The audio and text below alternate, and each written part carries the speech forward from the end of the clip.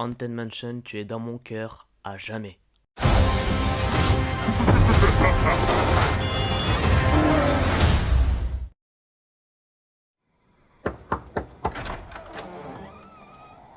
Attendez!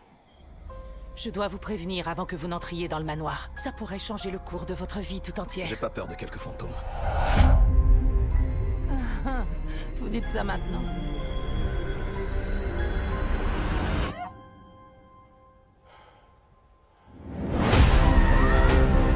Ce manoir est étrange. Ces fantômes n'ont absolument pas l'intention de s'en aller. La mort rôde dans tous les coins de cette maison. Seigneur, fiche-nous la paix. Il y a tellement de gens ignobles dans le monde, c'est eux qu'il faut hanter. Amen. Moi, j'aime bien les surprises. Quelqu'un d'autre que moi voit ça? J'espère que toi aussi. On doit se battre. Que ça nous plaise ou non. Sinon, on sera tous coincés ici pour l'éternité. Bon, il va falloir qu'on pose des limites.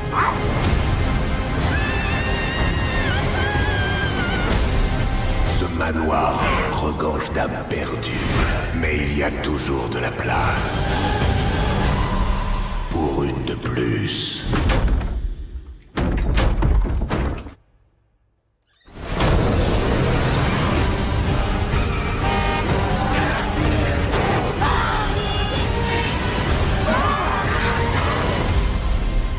Autrefois, des gens dînaient ici. Je vous l'avais dit qu'elle était douée. Non, c'est une salle à manger. Mon ami a été agressé. Il était grand, avec des cheveux qui sortaient d'une sorte de Oui, d'un... haute forme. D'un haut de forme. Oui, il avait, oui. Comme un haut de forme. Ouais, je m'attendais à ce qu'il en sorte un lapin. Les yeux. Il était un peu enfoncé. Enfoncé, oui, très comme un profond. raton laveur, mais qui Des serait sur yeux la de fouine. défensive. Et il était souriant, genre... ouais, comme ça. Un truc comme Exactement. Il ressemblerait à ça. Wow! Vous avez fait ça à l'instant, là? Salut à tous, c'est Goth et je suis un fan Disney et aujourd'hui, comme vous avez pu le voir, dans cette vidéo, je vais vous donner ma critique du tout dernier film Disney qui est sorti au cinéma récemment. Il s'agit bien évidemment du Manoir hanté. Un film que j'attendais particulièrement, puisque pour ceux qui ne le savent pas, je suis extrêmement fan de l'attraction Phantom Manor à Disneyland Paris. Alors je sais très bien que cette attraction est adaptée de l'histoire de l'attraction américaine, donc qui est Haunted Mansion, c'est pour ça que je disais ça dans l'intro de la vidéo. Le titre du film est en question Haunted Mansion, et non pas Phantom Manor forcément, puisque l'attraction s'adapte sur l'histoire américaine et non l'histoire française. Première chose à noter avant de commencer cette critique. Également, je tiens à préciser que ce sera une critique avec spoiler, donc après ce que je vais dire, du coup, je prends en sorte que soit vous avez vu le film, soit vous ne l'avez pas vu, mais ça ne vous gêne pas d'être spoilé. Voilà, donc je vais donner quelques détails, je pense, sur le film. Je préfère être clair là-dessus. Donc on va parler un peu de l'histoire, des personnages, de l'ambiance horrifique qui en ressort, de ce que j'ai pensé des effets spéciaux également. Alors, on va parler un peu du film dans sa globalité. Après, quelques séquences que j'aurais aimé plus ou moins, je vous dirai aussi. Et voilà. Donc sur ce, c'est parti. Alors, comme vous avez pu le voir dans la bande-annonce du coup que je vous ai fait passer, ce film est sorti le 26 juillet 2023. Donc je m'y suis rendu en salle 4-5 jours après sa sortie, puisque je n'avais pas eu le temps auparavant d'aller le voir directement lors de sa sortie.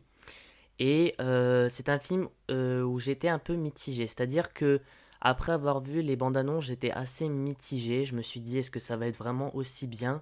Parce que les personnages, je les trouvais assez moyens, on va dire, dans leurs apparitions, leurs caractéristiques.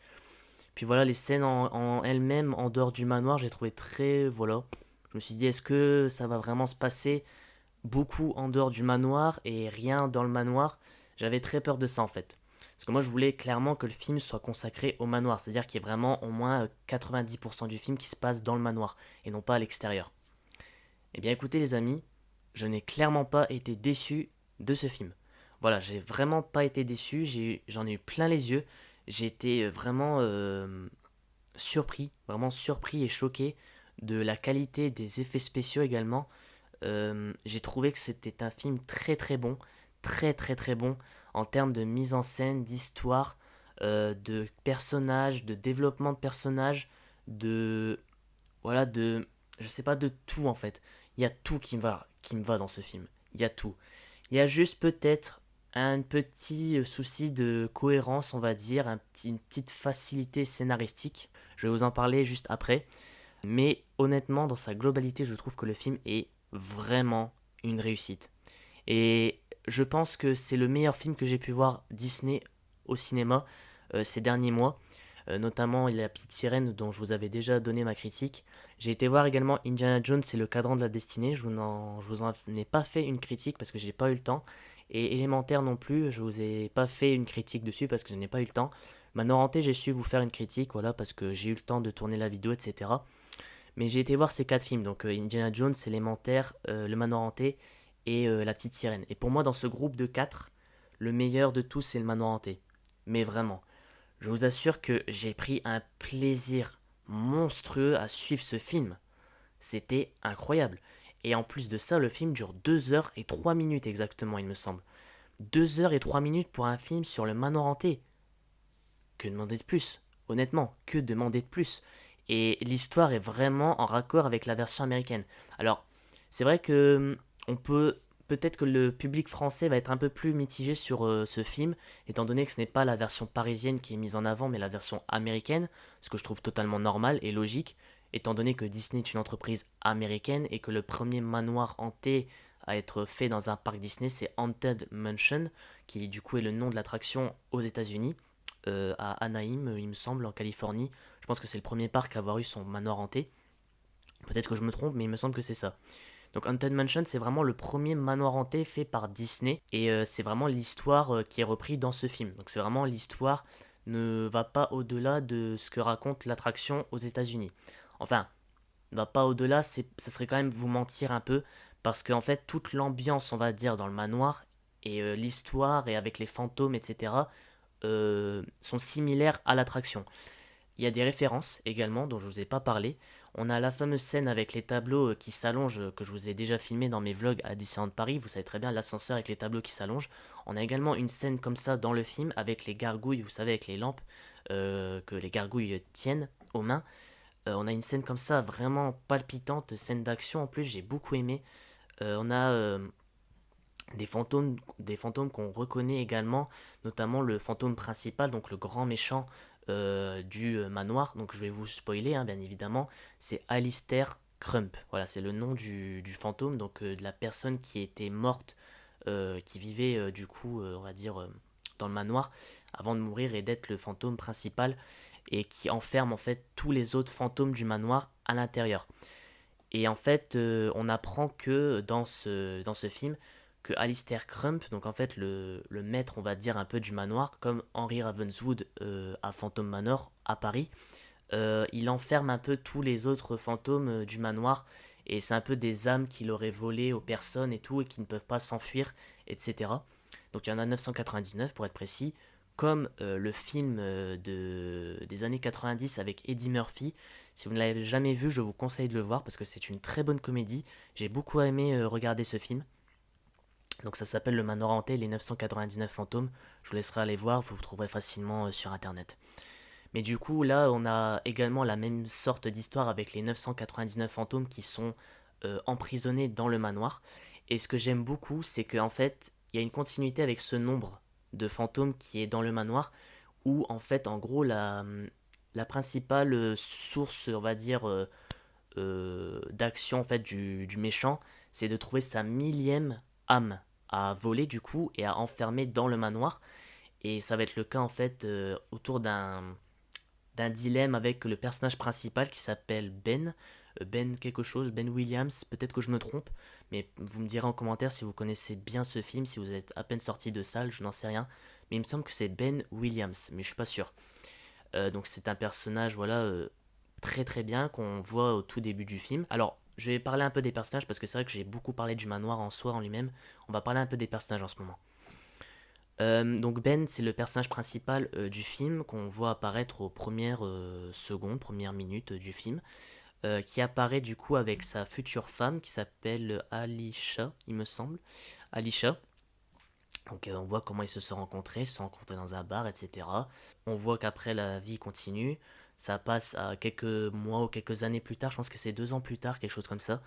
Et on voit qu'en fait Ben est devenu un guide touristique dans la Nouvelle-Orléans, parce que l'action se déroule à la Nouvelle-Orléans.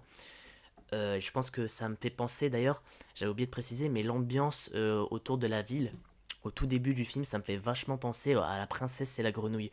Ça m'a vraiment fait penser à ce genre d'ambiance et j'ai beaucoup aimé. Donc c'est un guide touristique qui fait visiter plusieurs lieux dans la ville en fait. Et en fait on lui pose souvent la question, est-ce que vous croyez aux fantômes? Est-ce que vous pensez cet endroit est hanté, etc. Sauf que lui il ne croit pas aux fantômes. Voilà, lui il ne croit pas aux fantômes, donc il évite le sujet on va dire. Après il est abordé par un prêtre, qui du coup va être un personnage important également dans le film. Il est abordé par un prêtre qui demande à ce dernier de visiter un manoir qui a été acheté par une mère et son fils, du coup non loin de la ville, à 1 heure, 2 heures il me semble de route, quelque chose comme ça, il en parle dans le film, 1 heure, 2 heures de route. Donc il s'y rend, et en fait le personnage principal a inventé une sorte d'appareil photo qui permet avec un flash d'apercevoir les potentiels fantômes qui pourraient apparaître sur son objectif. Voilà, donc c'est vraiment très développé comme histoire, on va pas se mentir, c'est vraiment un truc très développé, c'est pas juste l'histoire de l'attraction qu'on vous balance, ils ont vraiment voulu faire un truc clean. Également, ce que j'ai beaucoup aimé, donc c'est le prêtre, comme je vous l'ai dit, un personnage que, voilà, au début j'étais un peu mitigé quand je le voyais apparaître au début, mais après au fil du film ça va, j'ai apprécié le personnage. Le troisième personnage dont je vais vous parler, c'est un prof d'histoire qui est joué par Danny DeVito et qui s'appelle Bruce, il me semble. Danny DeVito que j'adore dans ce film, il est vraiment bien, très comique, il y a beaucoup de scènes comiques avec lui et il est vraiment bien. J'ai beaucoup aimé le personnage qu'on voit apparaître au bout d'une demi-heure, 40 minutes du film je pense, où en fait il est un peu spécialisé dans les histoires hantées avec les manoirs, donc forcément il l'engage pour regarder à l'intérieur ce qui se passe. Le quatrième personnage dont je vais vous parler, c'est la voyante. Je ne me rappelle plus de son nom, par contre, je suis désolé. C'est la voyante qu'on voit sur l'affiche, tout au milieu du coup de l'affiche. Très bon personnage également, j'ai beaucoup aimé. Elle fait vraiment très voyante dans sa manière de faire, etc. J'ai beaucoup aimé. Je l'ai apprécié tout au long du film. Quand elle est apparue pour la première fois, je l'ai apprécié au long du film. Et les derniers personnages qu'on voit, c'est la mère et le fils qui achètent le manoir en question. Très sympa également, j'ai beaucoup aimé voir leurs interactions et leur évolution au fil du film. Autre chose que j'ai beaucoup apprécié, c'est un peu la sorte de, comment dire, malédiction qui est autour du manoir, c'est-à-dire que quand on y rentre, bah on peut plus réellement en sortir. Notamment la première scène où le personnage principal arrive au manoir hanté, donc il est tout seul, et arrive donc dans le manoir où habite la mère et le fils. La mère l'accueille, donc elle lui ouvre la porte, etc., dit bonjour, etc. Elle vous dit par contre, je tiens à vous prévenir, si jamais vous rentrez, vous risquez de ne plus jamais ressortir. Sans lui dire que voilà, il y avait une malédiction autour du manoir. Lui forcément, haha, blague, hop, j'y crois pas du tout. Hop, il rentre, il pose un pied, et ce que j'aime bien, c'est le plan de la caméra, en faire en sorte que en fait, la malédiction se déclenche quand il a posé son pied dans le manoir, quoi. Donc lui, il pose son pied dans le manoir, il visite, etc. Lui dit, il se passe tel phénomène, etc. Je sens des douleurs à ma hanche quand je passe dans ce couloir, ou des choses comme ça. Il y a plein de trucs qui se passent. Forcément, lui, il n'y croit pas une seule seconde, vu qu'il ne croit pas aux fantômes. Donc il décide quand même de prendre des photos, mais vraiment en faisant genre, en fait. Il fait ce genre de prendre des photos alors qu'il sait très bien qu'il n'y a rien du tout. Parce qu'il pense savoir qu'il n'y a rien du tout. Après, donc, elle le ramène à l'entrée, il rentre chez lui, donc le personnage principal. Et dans la nuit qui se déroule, en fait, au moment où il rentre chez lui, il y a un phénomène qui lui arrive chez lui, où en gros, on a une tonne d'eau qui arrive dans sa chambre, etc. Puis on a un fantôme qui apparaît et qui lui dit reviens vite dans le manoir, quelque chose comme ça. J'ai beaucoup apprécié ce truc, parce que c'est bien, parce que ça empêche un peu les faux raccords qu'on pourrait se demander. Par exemple, comme on sait que l'histoire va se dérouler dans le manoir et qu'ils vont essayer de comprendre pourquoi c'est comme ça, ce qui s'y passe et comprendre l'ancienneté du manoir, etc. Qu'est-ce qui a pu se passer pour qu'il y ait ça.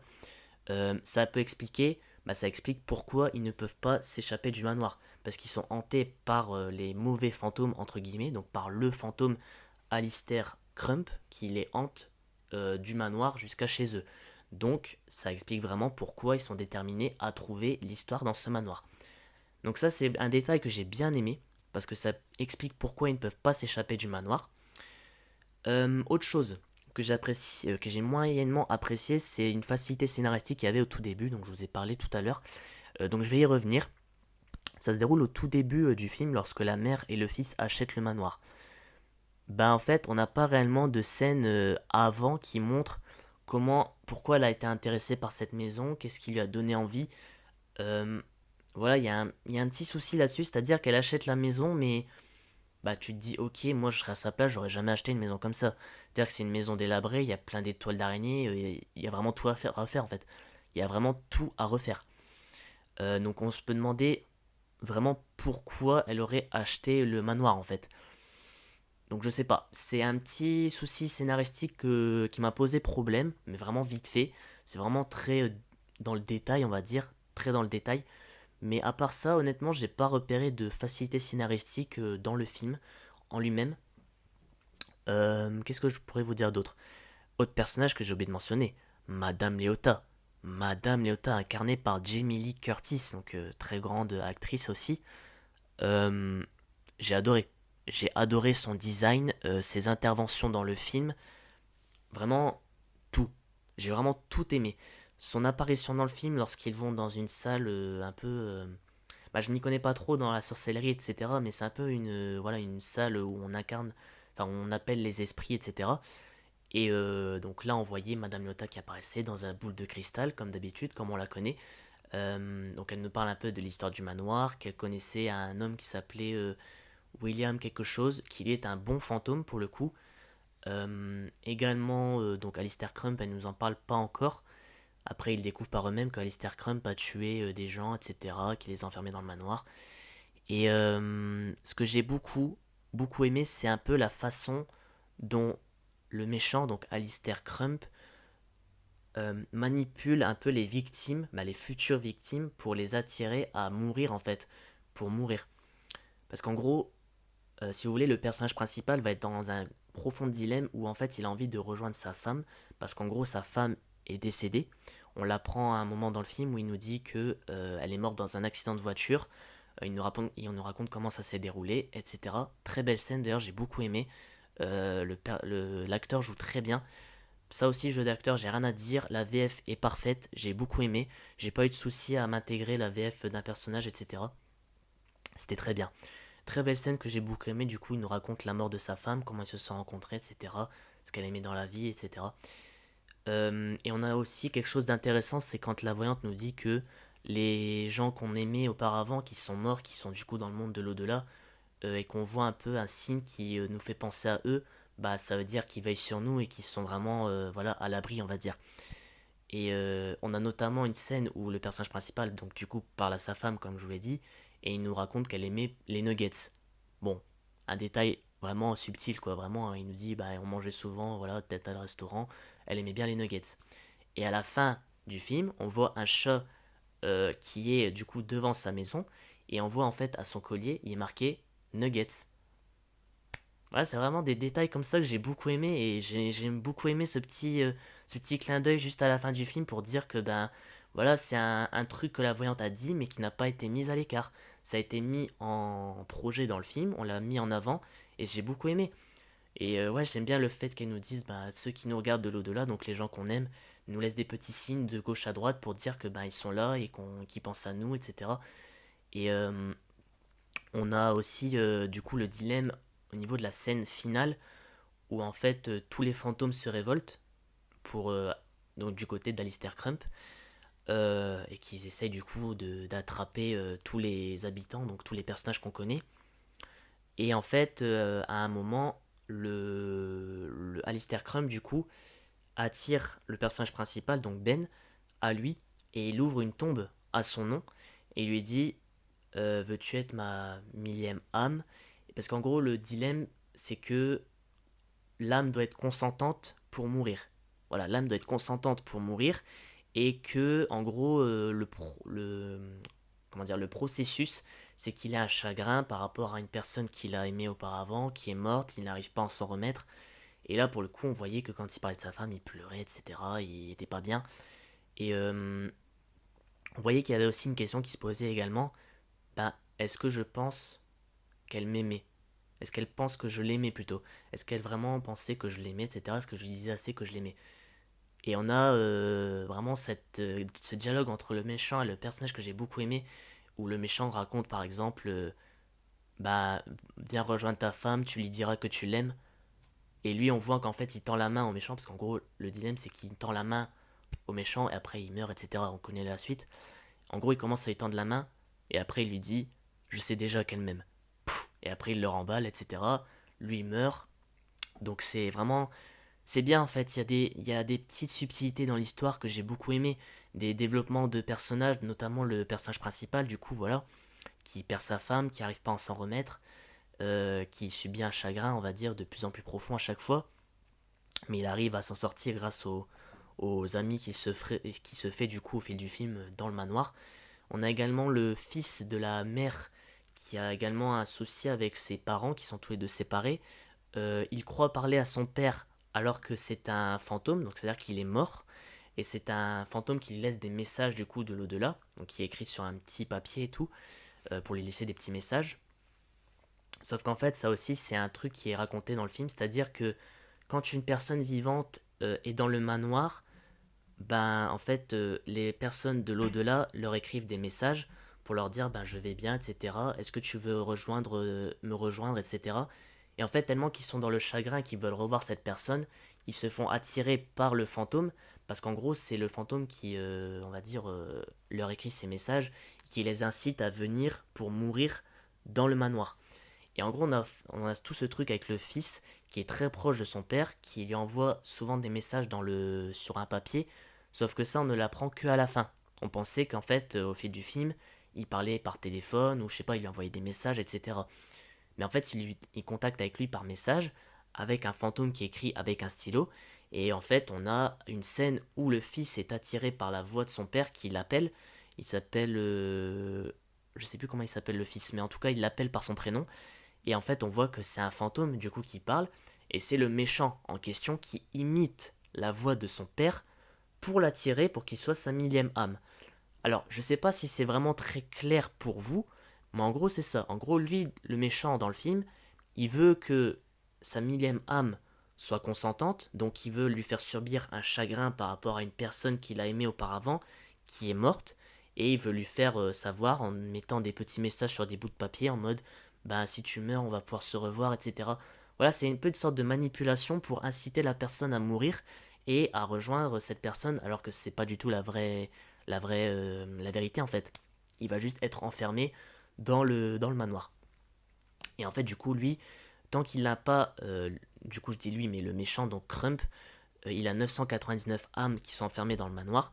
Sauf que pour avoir on va dire la puissance, je sais plus c'est quoi la raison pourquoi il aurait 1000 âmes et qu'est-ce qu'il aurait, mais en gros, s'il a sa millième âme, il devient plus fort, il devient le maître du manoir, etc. Il est un peu maître sur tout le monde.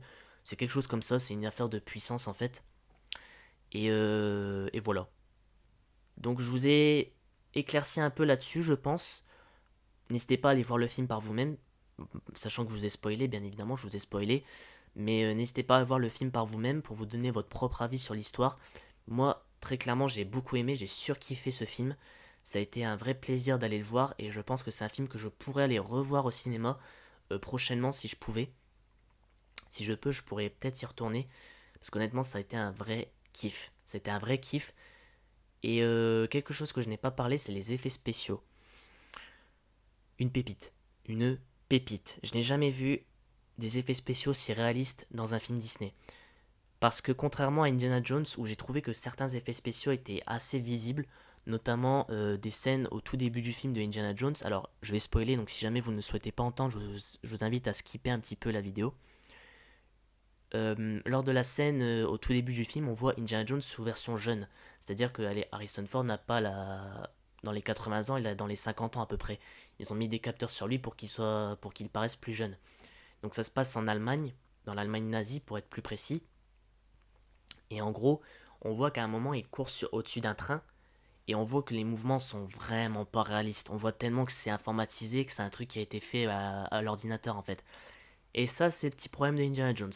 Tandis que là, dans le manoir hanté, les effets spéciaux sont juste top. Les effets spéciaux sont top. Le fantôme, les fantômes en fait bleus, ça me fait très penser à SOS Fantôme, les tout nouveaux qui sont sortis au cinéma, SOS Fantôme. L'aspect un peu bleu, très fumé, on va dire des fantômes très réalistes, j'ai beaucoup aimé. Et le fantôme principal, donc Alistair Crump, j'adore. Le design et la voix sont juste parfaits. Parfait. La voix française, je kiffe. Ça, il a comment dire, une puissance dans la voix et une frayeur. Et ça marche très bien avec le personnage. C'est un personnage qui est imposant, qui voilà fait peur, qui voilà c'est un manoir quoi. On veut un personnage qui fait peur. C'est un fantôme. Le design en lui-même, quand on le voit à la fin sous la forme squelettique avec des cheveux sur les côtés, une barbe et tout, parfait, j'ai adoré. Et la petite subtilité, c'est qu'on voit que c'est le fantôme avec la tête enfermée dans une boîte, dans une cage ou je sais plus, comme dans la version américaine. On a un robot avec un fantôme qui a une canne et qui a une boîte avec une tête à l'intérieur. Donc ça, c'est comme dans la version aux États-Unis, sauf qu'à la fin, il n'a plus du tout sa tête dans la boîte, il a vraiment sa tête sur lui, avec son haut de forme, sa canne, etc. Voilà, la fin du méchant est très bien. On a un petit dialogue avec le personnage principal, on croit vraiment, on se dit bon est-ce qu'il va mourir, etc. Bien évidemment non, il ne meurt pas, personne ne meurt, mis à part le méchant. Tous les fantômes qui sont à l'intérieur du coup en fait sont gentils. On l'apprend au fil du film, on pense qu'ils sont méchants mais en fait ils sont gentils. Ce sont des âmes qui ont été enfermées et qui en fait aident les futures âmes qui pourraient arriver dans le manoir. Donc en l'occurrence les 5 personnages qu'on suit. Donc Danny DeVito, donc le professeur d'histoire, la voyante, la mère, le fils et le personnage principal et le prêtre. Donc ils sont 6 en fait. Ils sont 6. Et en fait ces fantômes-là sont un peu là pour les guider, pour leur dire ben faites ceci, faites cela, partez, voilà. Ils les guident en fait sans qu'ils le sachent au fil du film. Et le méchant arrive presque à son but à la fin, mais malheureusement non pour lui. Il meurt en se faisant bannir par la voyante à l'aide de Madame Léota qui se fait également, on va dire, libérer de sa boule de cristal parce que du coup c'est Alistair Crumb qui l'a enfermé dans la boule de cristal. Après on la voit sous l'apparence humaine. Alors ça aussi c'est ce que j'ai beaucoup aimé, c'est qu'on voit Madame Léota sous l'apparence humaine. C'était très bizarre de la voir et ça fait plaisir. Ça a vraiment fait plaisir et j'ai beaucoup aimé vraiment les dialogues, vraiment l'histoire, tout. Voilà. Donc si vraiment je devais donner une note à ce film, ça serait un bon 19 sur 20, très clairement. C'est une masterclass selon moi, c'est une dinguerie.